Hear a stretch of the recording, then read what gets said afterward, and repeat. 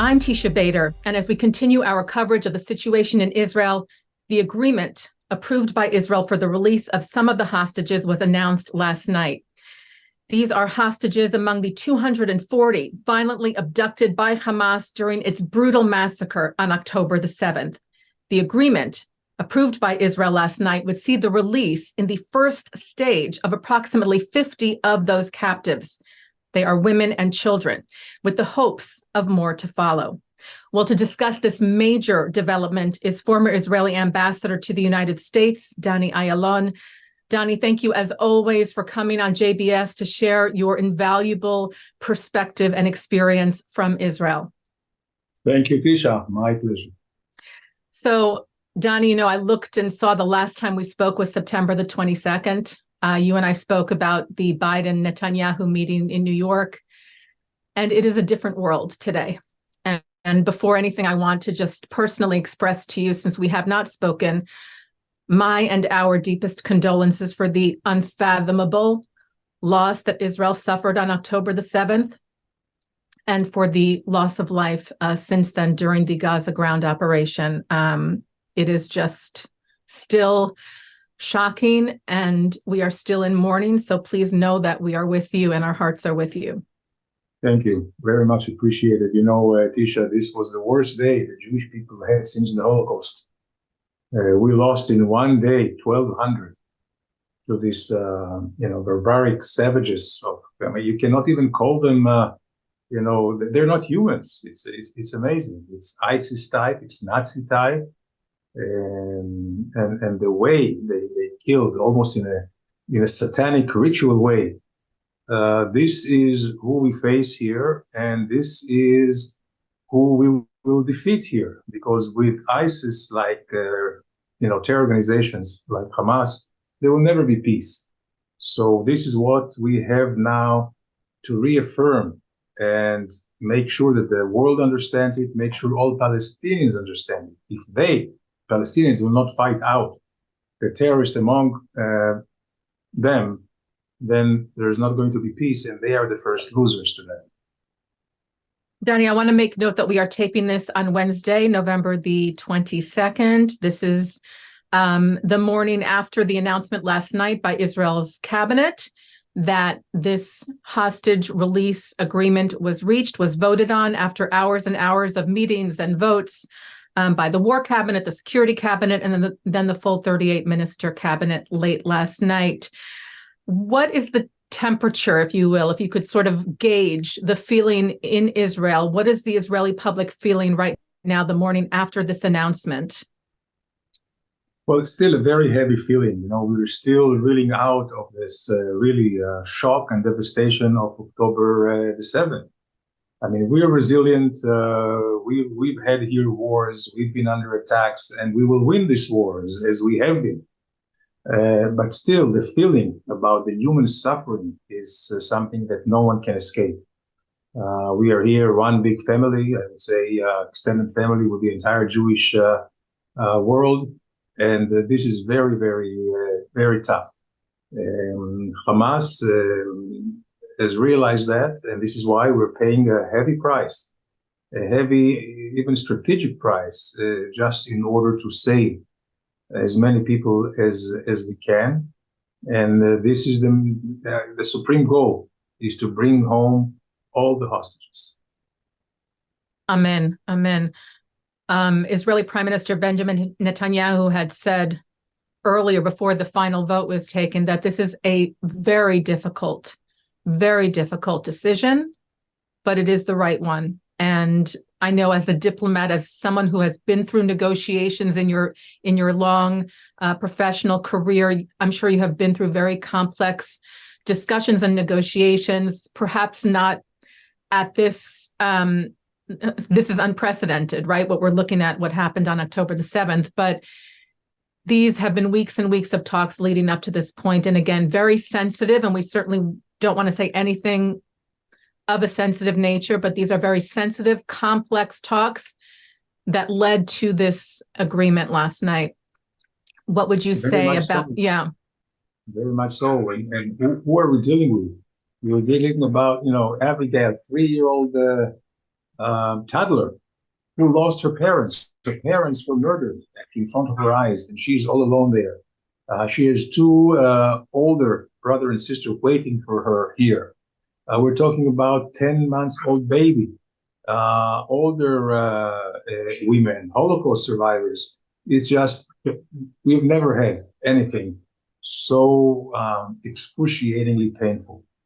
And so this is why to stop human suffering, even for 10, 20, 50, we will do everything in order to achieve that. And I hope that these first 50 that we will see coming out in the next 4 days will be just the harbinger for the rest of them. I hope so. I hope so, Donnie. Absolutely. And as I mentioned, we're taping this Wednesday. My hope is that by this time tomorrow, we will see the release of some hostages. We don't know yet exactly what the timeline is going to be, but as you said, there are 4 days of a pause in fighting that Israel agreed to, during which the hostages will be released in stages. And we don't have a huge amount of information, but that is what we've been told by Israel's government so far. And they have not laid out beyond that what we're hearing in Hebrew media, presumed to be the possible release of Palestinian security prisoners in return. And I don't know if you want to weigh in on that at all. Again, that has not been confirmed as far as numbers or how and the details of by Israel. So that's up to you if you want to weigh in on that part of the agreement. Well, Teisha, it's important to remember that from the 7th of October, our offer was release of all our hostages for all the prisoners here. We were ready to give up, murderers and terrorists with real blood on their hands, just to get everything, to get all our hostages back home. Of course, there was no one to talk to. Only after the ground operation started, 2 weeks after the 7th, only then, with the mounting pressure, military pressure on Hamas and its leaders, only then they yielded and started the negotiations, real gruesome negotiations, really trading with blood. This is what they are. They are really blood. So we got whatever we could in order to save every soul that we can. So it's a complex structure, because we are not naive. What Hamas has been trying to achieve is a long pause, a longer ceasefire in order for them to rearm and regroup. And this is a price that we are paying, and of course we will continue to be paying, because what's supreme right now is to get the hostages back home. And I believe that the IDF is strong enough to also use the time of the pause to also fine-tune its operations. A lot of lessons learned from this intense fighting for the last 6 weeks. We'll be able probably to gather more intelligence, and the time, I believe, will be used hopefully better by us than by Hamas. I want to just pivot for a moment, Danny, to here in the United States. I just would love your feeling and your thoughts on what we're seeing since the atrocities on October the 7th, as far as this surge in anti-Semitism, and in particular on college campuses. We are seeing and hearing shocking things, including support for, justification for what happened on October the 7th, which is just, I can't wrap my head around it. I feel like the world has turned upside down and we're living in some alternate reality, but perhaps this is just something that's always been there, as some people have said, and it's just sort of been unleashed by the atrocities on October the 7th. How do you see what we're seeing as far as that phenomenon here in the US and around the world, for that matter? Well, I see it as downright anti-Semitism of the worst kind. And I believe it's a combination of this very nefarious evil force of Palestinian incitement that has not started now. This Palestinian incitement has started, we're talking about decades of Palestinian incitement that fortunately fell on receiving ears. And the receiving ears, this is the problem. I have no intention of changing the mindset of the jihadists, whether they're Palestinians or others. They will continue to chant from the river to the sea, Palestine will be free, which means Judenrein, no Jews here, and the devastation of the Jewish state and the Jewish people. For them, it's a given. But my issue is with those who have embraced them, either because they are naive or because they are just callous and anti-Semitic, and because only anti-Semitic can receive such incitement of the Palestinians and believe in it. And when I see these students who are not Muslim or not Palestinians, and they're chanting with the Palestinians, these chants which are anti-Semitic, which are anti-Zionist, anti-Israeli, I feel on the one hand really enraged. And if we had kind of looked at it before the 7th of October, askance, and of course with real severe consequences, I think now there is no patience for that. Those either useful idiots or anti-Semitic, I don't care. We have no patience for them, and they should be dealt with the, I would say, with the full extent of the law, and also they should be called out. They should be canceled today, as they do it in the younger generation, digital technology and media. They should be canceled. They should be put into shame. There should be no patience and no tolerance whatsoever to that. And if Jewish community as a whole need to call them out, need to stop grants or stop investments or stop donations to campuses and universities that do not act severely and precisely and immediately against these anti-Semitic manifestations, I think that is the only way to deal with this. I want to get back to Israel. And, you know, when we're talking about this agreement that was reached last night, it's really, if you step back and say, we have to negotiate for the return of children that were violently captured, as you said, some of, you know, in front of their parents with horrible things happening around them, in return for a prisoner who's held for criminal offenses. It just sounds so insane in many ways that this is, as you said, this is the reality that Israel is dealing with. This is the situation. You're talking about the return of babies, of children, of innocent men and women taken from their homes. And you know, we can sort of lose sight of that when we read the news and talk about the deal is going to see this in return for that. It's just a shocking reality that this is even what has to be dealt with. Right. And in a way, this is the only way for a democracy. You know, really a very, I would say, thriving democracy like Israel. This is the only way to deal with this. Because human suffering is, to stop human suffering is more important than any other strategic goals. And these are our Jewish values, and we're very proud of them. Absolutely, Danny. And something else, of course, that Prime Minister Netanyahu said, as you mentioned at the beginning, is that this agreement does not mean any stopping of Israel's mission in Gaza, which is to defeat Hamas, which is a necessity.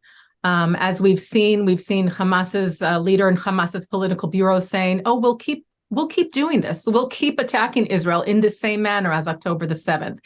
Israel does not have a choice in this situation but to defeat Hamas if it's going to live, if it's going to exist. So this is the reality, that this mission in Gaza has to continue, and we hope with as few IDF casualties as possible. It's already been, I think, over 60 Israeli soldiers killed, if I'm not mistaken, since the beginning of the ground operation. Yes, right. And this is the each one of them is a whole world. And we mourn, we get the casualties list every morning about the night before, 24 preceding hours, absolutely.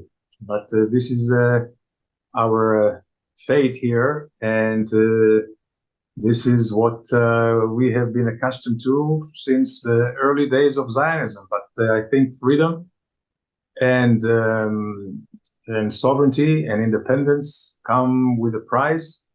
We have been paying this price, and we'll continue to pay this price because there's no other choice, there's no other way. And I just want to get to President Biden for a moment.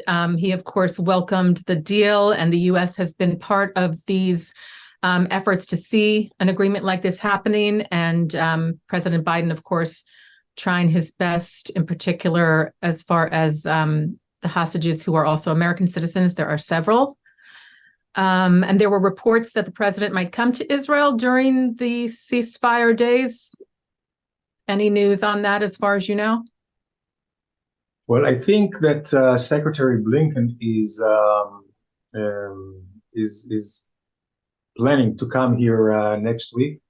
I can tell you, Teisha, that President Biden and his entire administration were staunch supporters and backers at the U.S. From the first moment of the massacre, stood right behind us, and it was very important, not only for the solidarity as our greatest friend and ally, but also as a deterrence against any other enemies who may have entertained joining in and widening the war. And this is why it is so important that at the end of the war, there will be no Hamas as a political entity or as a military entity. This is not just a matter of Israel's interest. It's a matter of the interest of all peace-seeking people in the region. By the way, Hamas, ISIS-like, with its jihadistic beliefs, is a mortal enemy of most of the regimes in the Middle East, all the Sunni regimes in the Middle East. They have been a proxy of Iran, and together with the Hezbollah and the Houthis and Iranian militias throughout the Middle East. So basically, we have here two very, very defined camps. We have the American-led camp, where Israel and the moderate Sunni countries are, those who really believe in peace and cooperation and coexistence, and the jihadists, the Islamists, which are led by Iran, and of course Hezbollah and Hamas, as we mentioned, the other proxies. And unfortunately, Iran is backed by two major forces, which are China. China backs Iran economically, and Russia backs Iran politically and militarily.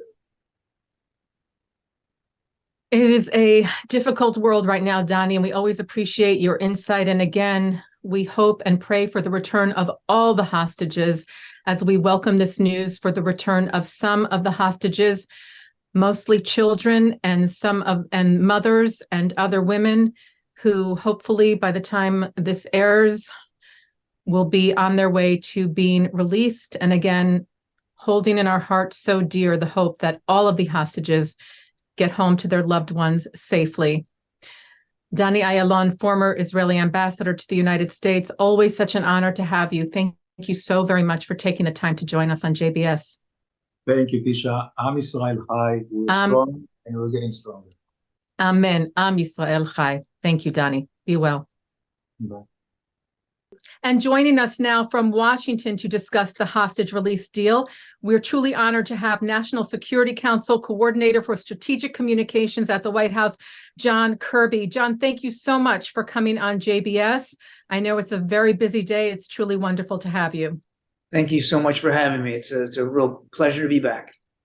Thank you. So what can you tell us about the hostage release deal from your end? Well, this was a deal many weeks in the making, and really came about in no small measure to the personal leadership and engagement of President Biden, who was on the phone with the Emir of Qatar just last week while we were in San Francisco. And previous to that, with Prime Minister Netanyahu, monitoring the negotiations really from the beginning and staying personally involved in keeping the discussions moving forward. And of course, he directed the whole team here, from the CIA director, Secretary of State, National Security Advisor on down, to continue to work with our partners in the region. We're very grateful to the Prime Minister. We're certainly grateful to the Emir of Qatar and to President al-Sisi in Egypt for their role in bringing about this deal. What happened yesterday was an agreement for this deal of more than 50 women and children that Hamas is holding, in exchange for some prisoners, Palestinian prisoners that they want back, as well as a 4-day pause in the fighting, which will also allow us to now surge additional humanitarian aid into Gaza. So we're hopeful. Now we're down to execution and implementation. We're hopeful that all sides meet their commitments, and we're able to, over the next few days, see all these people get back with their families where they belong. Absolutely. We remain hopeful as well. And just our deepest thanks to President Biden and the administration for being such a steadfast ally to Israel and to the Jewish people during this time. It really is so deeply appreciated, and his leadership and the efforts of everyone over these last few weeks. I cannot even imagine the hours that have been put into this effort. We thank you. Thank you. No, it really has been a team effort here, and very much at the direction of President Biden. This has been on his mind since the early hours of the conflict. Once we knew that hostages were taken, certainly we know there's a small number of Americans in this population, but he's been working directly with Prime Minister Netanyahu and others since the early hours to see what we could do to get them released. So everybody's going to be watching with bated breath here in the coming hours. We hope that over the next 24 hours, we'll start to see the first installment of hostages. Not all will be released at once. They'll come in smaller groups over the next few days. We hope that over the next 24 hours, we'll see that first group. And we will be watching that closely. I want to just mention, as I did earlier, we are taping this on Wednesday, the 22nd. So we're talking about hopefully seeing something on Thanksgiving Day, as you said, in the next 24 hours from now. John, you released a short video statement earlier calling it a good day today. And I know it's hard to say a good day when there are still many, many obstacles in the path, when there are still many, many people who will remain captive, who we hope to get out soon after this first stage. But talk a bit about that message that you shared with the public today. After so many weeks of trying and not succeeding to get hostages released. Now, again, we had 2 Americans, as you know, a couple of weeks ago, a mother and daughter, and then 2 Israelis. Those were sort of test cases, but not being able to get more out. It was just, I think there was certainly a sense of accomplishment here yesterday when we knew that we had gotten this deal over the finish line between Israel and Hamas. And so that's what I meant by a good day that, that we've got this deal in place. But as I said earlier, we're not going to rest easy. Nobody's doing any touchdown dances here. We're until we can get every single hostage back to their families. And I'm not just talking about the 50 women and children. I'm talking about all of them, because we know that there are others Hamas is holding, and maybe even some other groups in Gaza outside of Hamas probably holding some hostages. So we want to get them all released, and we're going to keep working very, very hard on that. Well, we deeply appreciate that, truly, on behalf of the people of Israel and the Jewish world, and everyone who is on the side of the good of humanity, waiting to see these children, babies, women, men, innocent people who were so violently abducted on October the 7th by Hamas terrorists during the massacre, to get them home, as you said, safe and sound with their families. We're all anxiously waiting, but we will start and say it is a good day today. I agree with you on that at least we see the beginning of hopefully all of the hostages getting back home. Absolutely. It gave us a sense of hope yesterday that we got this deal signed. But as we've been saying, everything comes down to execution. And a deal signed is only as good as a deal is executed. And so we're gonna watch this very, very closely over the coming days, and hopefully, again, we'll have good news for all 50 families, and including little Abigail, a little 4-year-old American toddler who turns 4 on Friday. And it would just do us all, I think all of us, so good if we could see her reunited with her family. Amen. We will say amen to that, John. And before I let you go, can you just talk a bit more about, we've seen such staunch support from President Biden, and I know this is also personal for him, his relationship with Israel, his feelings about Israel. Can you just touch on that for a moment? The president is, he's the first to tell you that you don't have to be Jewish to be a Zionist. And he really believes that. And he's been a Zionist for his entire career in public service. So all the way back to when he was a young senator. It's personal for him. It's visceral for him. And what happened on October 7th really cut to the quick for President Biden. And he has made it clear from that day all the way to this day that we're going to continue to make sure Israel has the tools, the capabilities, the weapons that they need to defend themselves against the terrorist threat that Hamas continues to pose. And we know that Hamas, because they've said so publicly, they want to wipe Israel off the face of the map. They simply wanted to kill innocent Israelis and to take innocent Israeli hostages. That was their plan on the 7th of October. And if they had had more people and more time and more capability, I think sadly we'd have to admit that they would have killed and taken more than they did. And the president remains steadfast in his support for what we need to do to continue to help the Israeli Defense Forces defeat this threat and eliminate this threat to the Israeli people and to the Israeli nation. It's something that's, again, very personal for President Biden. And I can assure you that that commitment is not going to change. John, thank you so very much for joining us today, for sharing these critical words, for the really critical position that the U.S. has taken in these efforts since the beginning, as you mentioned, and up until now, and will continue to do so. We greatly appreciate that commitment. And to you, to the president and the entire administration, we are deeply grateful and echo the call for the hope for the safe return of all of the hostages being held, beginning with this first stage we hope to see very, very soon. John Kirby, thank you so much for joining us. Thank you for having me. Good to be with you.